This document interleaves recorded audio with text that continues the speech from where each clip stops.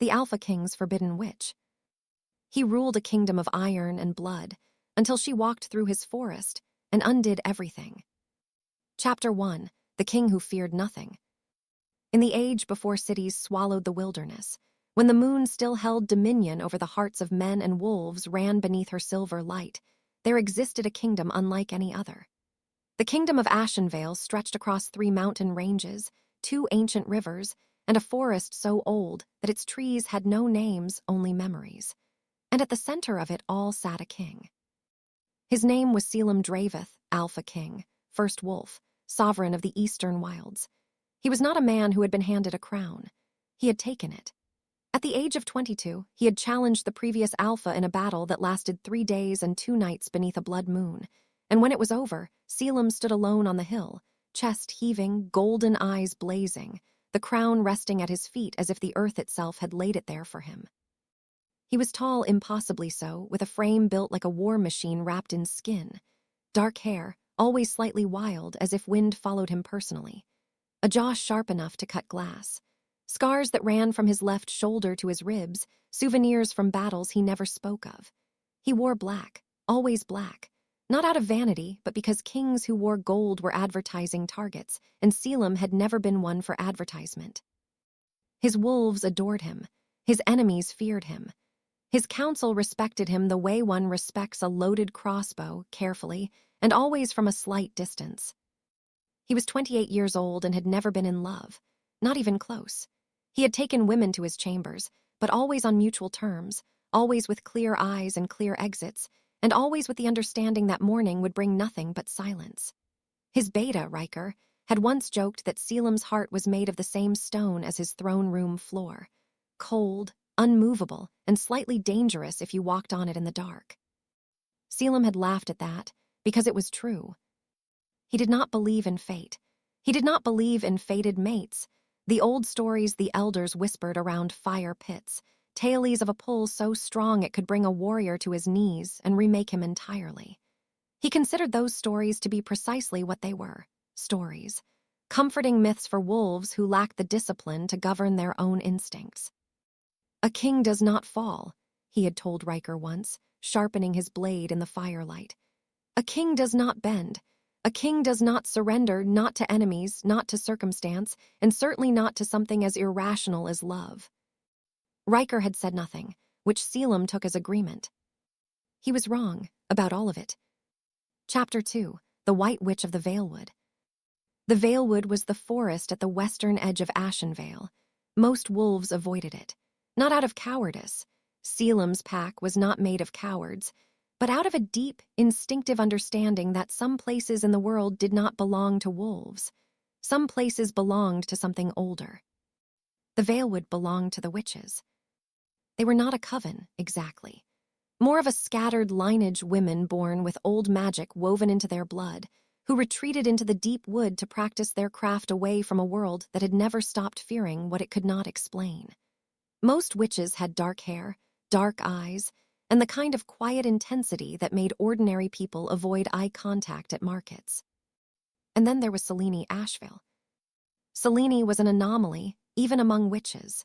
She had been born in the dead of winter during a lunar eclipse, which the elder witches had taken as either a great omen or a great warning. They never fully decided which. Her hair was white, not silver with age, purely, perfectly, unnervingly white, even as a newborn. Her skin was pale as birchwood. And her eyes were a shade of violet so light they were almost colorless, like amethyst held up to sunlight, or the sky in the moments just before dawn breaks everything open. She was albino, born without pigment, kissed by whatever strange force had decided she needed to stand out in the world whether she wanted to or not. And she had not wanted to. Not really. She had grown up on the edges of the witch community, neither fully inside nor fully outside. The elders called her the moon-touched. Some said her lack of pigment meant she was hollow, a vessel the spirits could use freely. Others said it meant she was too full of light for color to stick to her. Selene herself said nothing. She had learned early that explanations only invited more questions. Her magic was unlike anything the coven had recorded. Where other witches drew power from earth or fire or storm, Selene's power came from light itself, from the luminous edges of the world. She could bend shadows. She could heal wounds that had already begun to scar. She could walk through warded barriers as though they were mist. She could, it was rumored, make a dying man see the face of whoever he loved most in his final moments. She was 23 years old, lived alone in a cottage at the very heart of the Veilwood, and had been strictly, explicitly, dangerously off-limits to every wolf in Ashenveil for her entire life.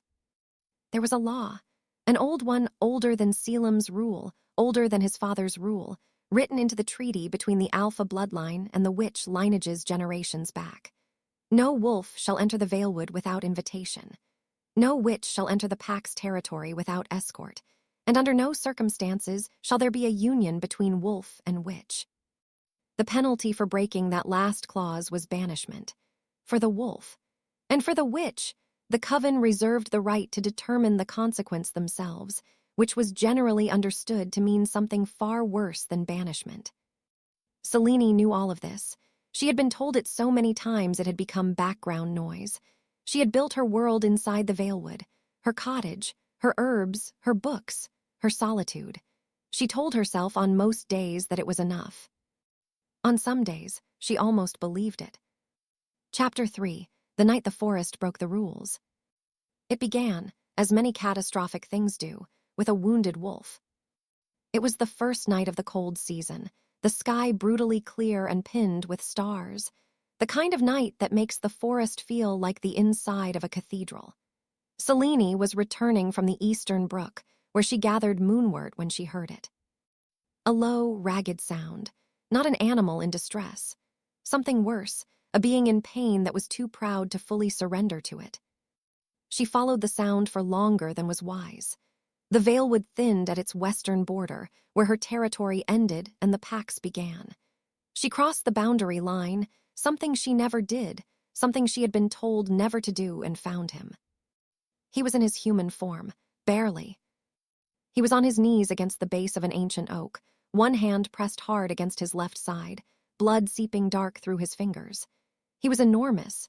She registered that first, the sheer scale of him, and even crumpled and bleeding, there was something in the way he held himself that made the air feel different, denser. The way the air feels before a storm decides to stop building and simply arrive. His golden eyes found her through the dark, sharp even now, calculating even now. She expected him to snarl, to warn her off, to reach for the weapon holstered at his hip. He did none of those things. He simply looked at her, this white-haired, pale-skinned girl with impossible violet eyes standing at the border of his territory in the dark, and said, very quietly, "You shouldn't be here." And she had looked back at him, felt the pull of her magic already reaching toward him like a plant toward light, and replied, "Neither should you, in this state." She healed him. It took 2 hours. She sat beside him in the cold, her hands pressed against his wound, while light moved through her palms and knit his flesh back together with the quiet patience of something that had been doing this work since before either of them existed. He did not speak. She did not speak. The forest settled around them like it was listening. When it was done, he looked at his side. The wound was gone, not scarred over, gone, as if it had never been. He looked at her, she looked at him. And in the space of that look, something that had absolutely no business existing between a witch and an alpha king quietly ignited. Neither of them said it. They didn't need to. She stood, brushed the snow from her coat, and walked back into the Veilwood without looking back. He stayed against the oak until her white hair disappeared into the dark, then sat there for a long time, staring at nothing, aware that something had just changed that he didn't have the language to name yet. Chapter 4. What the king could not forget. He went back. Of course he went back. He told himself it was to thank her properly. An alpha king did not accept a gift without acknowledgement. He told himself it was protocol, politics, courtesy. He was lying to himself, and some part of him knew it, but he had a long history of telling that part to be quiet. He found her cottage without difficulty. He knocked. She opened the door. For a long moment they both simply stood there, and Caelum noticed things he had been too preoccupied to register in the dark. The way winter light caught the white of her hair and turned it luminous. the faint shimmer that lived at the edges of her, not visible exactly, but present, the way heat shimmer lives above stone in summer. Her eyes, which were even more startling in daylight. Looking at him as if she could see through flesh and bone to whatever was underneath, and hadn't yet decided what to do about it.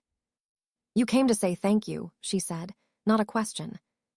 "I came to say thank you," he confirmed. "You've said it." "I have." He did not leave. She did not close the door.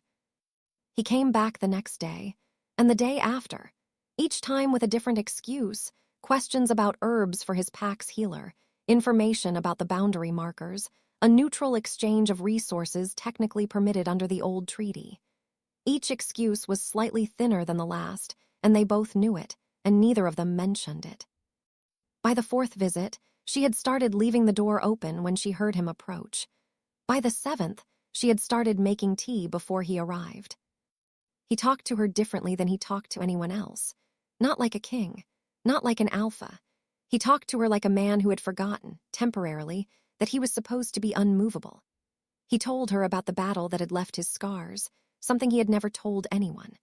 She told him about the elders who had whispered about her when she was a child, about the loneliness of being the anomaly, about what it felt like to hold light in your hands and still feel invisible. His wolf recognized her. That was the terrifying truth of it. His instinct, the ancient, primal thing beneath his ribs that had always only cared about territory and dominance and survival, had looked at this white witch in the dark and simply said, "Her," with a certainty that had no interest in being argued with. He had always thought the concept of a fated mate was a fairy tale. He was beginning to understand that fairy tales did not ask for permission. Chapter 5, The Council's Warning. It was Riker who noticed first. It was always Riker. "You've been going to the Veilwood," his beta said one evening, leaning against the doorframe of Caelum's study with an expression that was carefully, deliberately neutral. Caelum didn't look up from the maps on his table. "I've been conducting diplomatic outreach. Alone, at dawn, 4 times in the last 10 days. Diplomacy is best conducted quietly." Riker was quiet for a moment. Then, "The council will hear about it." "The council hears about everything. That's what councils do." "Caelum," the use of his name, not his title, made the Alpha King finally look up. Riker's face was serious now, the careful neutrality gone. "You know what they'll say. You know what the law says." "I know exactly what the law says. I wrote half of it." "Then you know this road." "Riker," Caelum's golden eyes held his betas, "I need you to trust that I know what I'm doing." Riker nodded slowly and left. And Caelum turned back to his maps, staring at them without seeing them, because the truth was far simpler and far more terrifying than anything he could have told his beta. He had absolutely no idea what he was doing. The council session came 3 days later. 6 wolves, 6 faces he had known for years. They were careful, they were respectful, they were unambiguous. Elder Vorin, the oldest among them, a gray-muzzled wolf with eyes like flint, spoke plainly. "The law exists for a reason, my king. The wolves and the witches have kept peace through separation. A king who blurs that boundary weakens every treaty, every agreement, every protection that separation provides. The pack cannot follow an alpha who has been bewitched." "Bewitched," Caelum repeated very quietly. "I mean no offense." "And yet," Caelum rose from his throne. He was taller than all of them, but in this moment it was different, a density of presence pressing against the walls of the room. "I have not been bewitched, Elder, I have been seen. There is a difference. I suggest you remember it." He walked out of the council chamber. It was the first time he had ever done that. The doors closed behind him with a sound like judgment. Chapter 6, What She Said Under the Moon. Selene knew. Of course she knew. Elder Myra, the High Witch, had come to her cottage 10 days after Caelum's first return visit, sat across from her at the small wooden table, and said what needed to be said. "End it," the old woman had told her. "Whatever this is, end it before it becomes something the coven cannot protect you from. There is nothing to end. He comes, we talk, he leaves." "Selene," The elder's voice softened just slightly, just enough to reveal the care underneath the authority. I have lived a long time. I have seen the way light behaves around you. I have seen the way it has started to reach. When you fall, child, you will fall further than most, and there is no floor in that particular direction. Selene had not answered, because there was nothing to say, because she already knew. She tried to be sensible. She made a list of reasons it was impossible, and there were many, and they were all valid, and she recited them every morning like scripture. He was a king. She was a witch. He had a kingdom that needed an alpha queen from a bloodline of wolves. She had a coven that would view her choices as betrayal. The treaty, the law, the history of every reason two people like them had never been allowed to become of them. And then he would come to her door in the early morning, smelling of pine and cold air, and look at her with those impossible gold eyes, and the list dissolved like paper in rain. He told her, on the night of the new moon, what his wolf felt. He did not dress it up or perform confidence he didn't feel.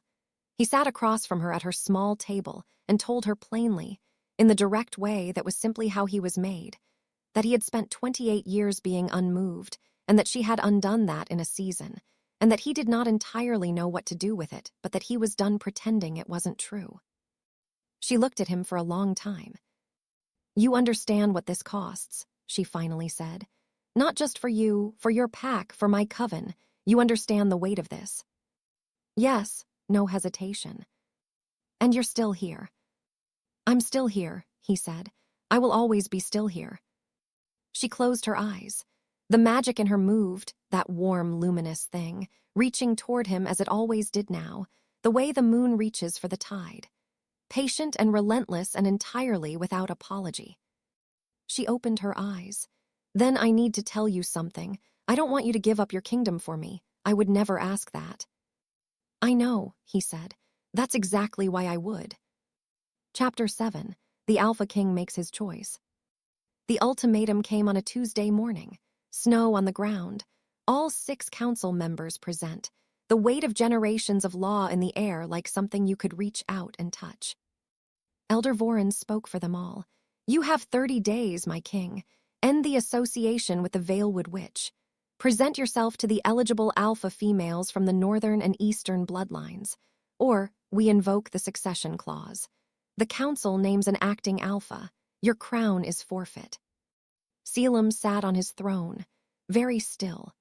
The kind of still a mountain is still, not because nothing is happening, but because what is happening so deep down it doesn't need to move the surface.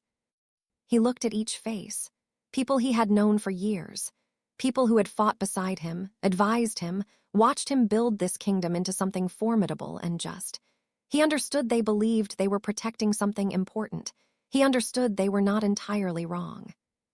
He thought about the crown, 28 years of his life, 3 days and 2 nights under a blood moon, every scar on his body, every battle, every decision that had kept his pack fed and safe and whole. He thought about Selene, about her pressing her hands against his wound in the cold dark and healing him without asking anything. About her voice when she talked about growing up as the anomaly, quiet, matter-of-fact, and underneath the matter-of-factness, something that had been lonely for a very long time. About the list she had made of reasons they were impossible, and how she had told him about it with a small, rueful smile, and how he had read it very seriously and then set it down and said simply, "And yet." He thought about what she had said, "I don't want you to give up your kingdom for me." He thought about what he had said back, "That's exactly why I would." And he arrived at something that had been forming slowly, the way a decision forms when it comes from deep enough down that it isn't really a decision at all, more like a recognition. A kingdom built on a law that required him to be less than what he was, less honest, less whole, less true, was not a kingdom worth the name. A crown that could only sit on the head of a man who had agreed to be unmoved was not a crown. It was a cage. He stood. The room held its breath. "I hear your ultimatum, Elder Voren. I want you to know that I have given it serious consideration, and that I understand every consequence attached to the choice I am about to make." He reached up. He lifted the crown from his head. He held it for a moment, this thing he had bled for, fought for, built his entire adult life around, and placed it on the arm of the throne. Not with anger, not with drama, with the quiet, careful reverence of a man who knows the value of what he is putting down and puts it down anyway. "Riker," he said. His beta, standing at the back of the room, went very still. "You are the finest beta I have ever known. You will be a finer alpha king than I ever was. Take it. This kingdom deserves someone who can give it everything." He walked out, past the stunned council, past the guards who parted for him on instinct, down the long corridor with its banners and its torches and its history. He walked to the Veilwood. Chapter 8, the world he chose instead. She was at the brook when he found her. She had known he was coming, the magic always told her now, some current in the air that preceded him like a weather change. She turned before he reached her, and she looked at his hands, and her breath caught. "The crown," she said, "is on my throne. Riker will make a better king than I ever was. He was always the better politician." She looked at him for a long moment, her violet eyes very bright. "Caelum." "I didn't do it for you," he said quietly. "I want that to be clear. I did it for me, because a version of me that walks away from you is a version of me I don't want to be. I would rather be nothing and honest than a king and hollow." She stood there in the cold morning air, her white hair lifting in the small wind, her magic reaching toward him, visibly now, an actual glow at the edges of her skin, because she had stopped trying to hold it back. "You understand," she said carefully, "that the coven will not easily accept this either, that my own elders will have conditions, that this will not be simple." "I don't need simple," he said. "I have never needed simple, I need real." She crossed the distance between them. She placed her hands against his chest, not healing this time, just touching. Feeling the heartbeat under her palms, steady and certain and present. He covered her hands with his. They stood there in the Veilwood in the cold, two people who had absolutely no business being what they were to each other, and who were it anyway. "What happens now?" she whispered. He looked down at her. For the first time in as long as he could remember, the gold in his eyes was warm, soft, not the eyes of an alpha king, the eyes of a man. "Now," he said, "we find out what we are when no one is telling us what we're supposed to be. What the forest remembers. They say in the villages around Ashenveil, in the taverns where old wolves drink beside older witches now that the treaties have been rewritten, that on certain nights, when the moon is full and the Veilwood goes very still, you can see a light moving deep among the trees, white and gold together, warm and luminous, not threatening, not supernatural, just two lights twinning around each other in the dark, going somewhere that isn't on any map. The children ask what it is. The old ones smile. That, they say, is what happens when someone decides that what's real is worth more than what's expected.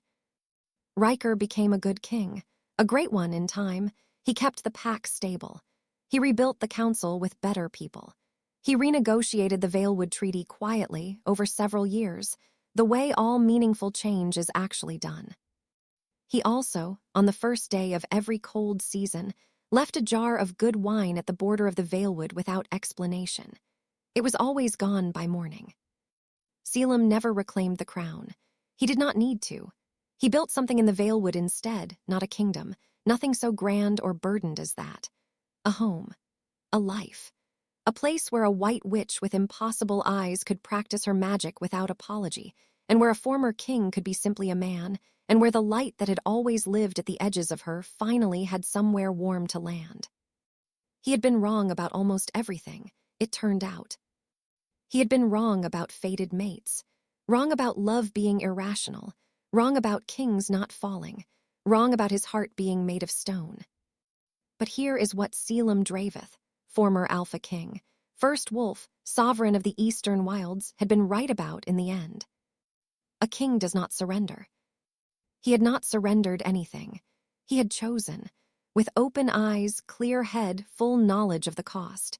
He had looked at the crown and looked at her and made the only choice that left him whole. That, in the end, is what strength actually looks like. Not the refusal to feel, not the refusal to bend, but the willingness to hold the full weight of a choice and carry it forward without flinching. The Veilwood remembered. The trees, which had no names but many memories, added this one to their count. The winter a king came into the forest and did not come back out, and was happier for it. And somewhere in the deep wood, the light glows gold and white, warm and steady. And it does not go out. The end. If you enjoyed this story, please like, share, and comment.